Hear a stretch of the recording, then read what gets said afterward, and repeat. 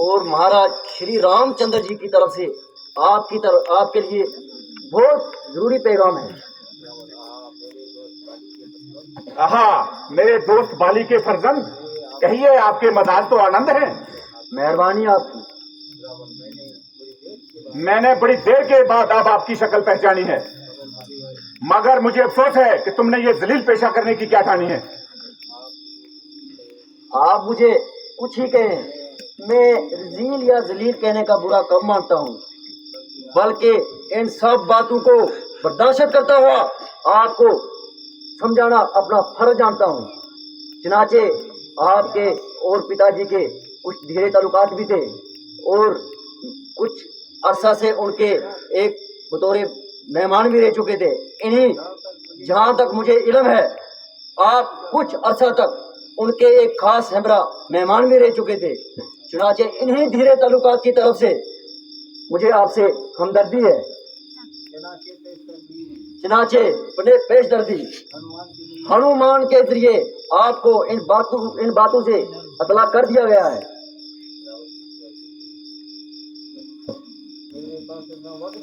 मेरे पास इतना वक्त नहीं जो तुम्हारी इस फजूल की लेक्चरबाजी को सुनूं। कुछ मतलब भी बयान करते हो या यूं ही खींचोतान करते हो? मुझको श्री रामचंद्र जी ने आपके पास इसलिए भेजा है कि आप अब भी इस खूनरेजी से, बेलावजा की खूनरेजी से बाज आ जाएं और इस खामख्वाह ये खून ना बहाएं, वरना इस जंग का नतीजा बहुत खराब होगा और लाखों बेगुनाहों की खून का आपकी गर्दन पे अजाब होगा। मेरी भी आपसे यही ताकीद है कि आप इस मामूली सी बात के लिए इस कदर खून बहाना कहाँ की अक्लमंदी है। इसलिए अब भी वक्त है, इस हमाकत की तलवार को थोड़ी देर के लिए कुंडी पर टांगे और सीता जी को रामचंद्र जी के पास पहुंचा कर अपने कसूर की माफी मांगे। अगर जे वो आपसे सख्त नाराज हैं, ताम बड़े श्रील भाव हैं और दिल के कैदी हैं। मैं आपको यकीन दिलाता हूं कि अगर आइंदा के लिए अपने दिल को कदूतों से साफ करेंगे तो वो आपका कसूर माफ करेंगे। मजीद इत्मीनान के लिए मैं इस बात का जिम्मा लेता हूँ, आप एक दफा हाँ कीजिए, उनकी तरफ से मैं ही वादे माफी देता हूँ। खामोश खामोश, अरे बदलगाम, जरा अपनी जबान को थाम। क्या वो इतनी बक लगाई है? क्या तुझको तेरी मौत तो यहां खींच कर नहीं लाई है?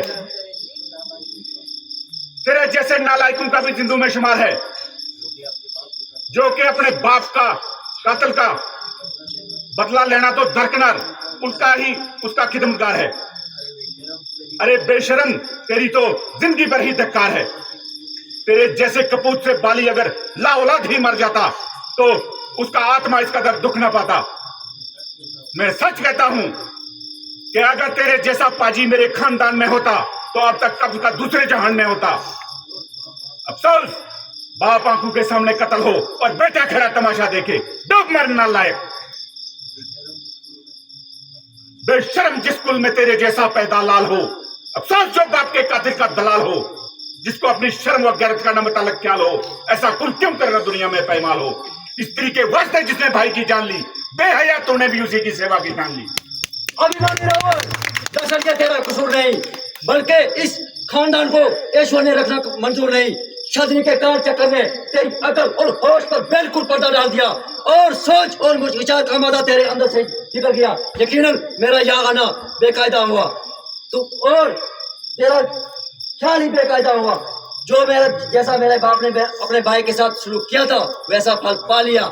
मेरे लिए दोनों का दर्जा एक समान है और दोनों की फरमादारी या गुलामी करने में मेरी कौन सी कसर शान है? तू औरों के घर के झगड़े न छेड़ रहा हूं, तुझे पढ़ाई क्या पड़ी अपनी निवेड़।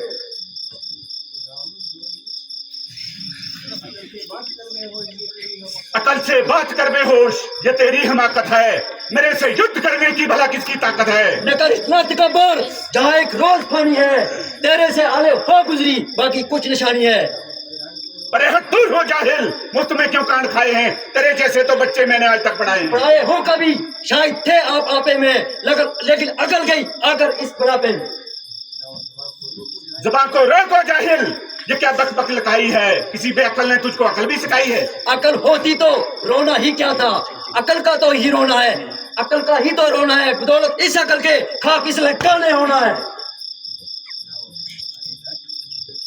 अरे लौट, तुझको किसी ने अकल तमीज भी सिखाई है या तुमने आज तक भगवानों में ही परवरिश पाई है?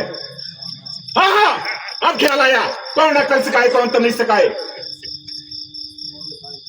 कौन लिखाए, कौन पढ़ाए? बाप का साया तो सर से जाता रहा। चाचा को क्या गरज पड़ी जो तुझसे गुलामी कराता रहा? फिर चाचा भी कौन सुकरीब? अरे भला जिसने अपने हकीकी भाई का खून पिया, उसने तेरी तालीम और तरबियत का बोझ अपने जिम्मे कब लिया? हाँ, उसको तेरे जैसा ना कलफो मुझ का गुलाम जरूर मिल गया, जिसको अपनी शर्म व गरज का मादा बिल्कुल भी निकल गया। अरे बेवकूफ, अब भी अपने बाप की मौत को याद कर और ऐसे जालिम चाचा की गुलामी से अपने आप को आजाद कर। मैं तुझे यहाँ एक मुकर्रज़ादे पर मुमताज करूंगा, तेरी कदामत और खदामत का पूरा पूरा याद करूंगा। फिलहाल मैं तुझको अपने एक खास इलाके का सूबेदार करूंगा और चंद दिनों में ही तेरे बाप का बदला दिलवा कर तुझको तेरी मुस्लिम राजधानी का मालिक मुख्तार करूंगा। वरना या तो इस जंग में ही तेरा काम तमाम हो गया और फिर जमाल अगर बच भी गया तो तमाम उम्र के लिए सुकरीब का गुलाम हो गया।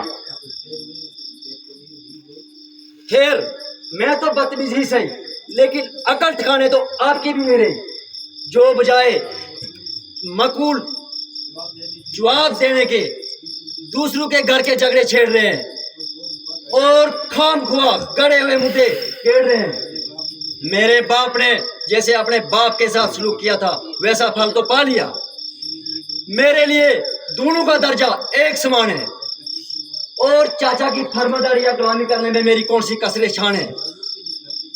औरों के घर के झगड़े न छेड़ रावण तू, तुझे पराई क्या पड़ी, अपनी नवेड़ तू।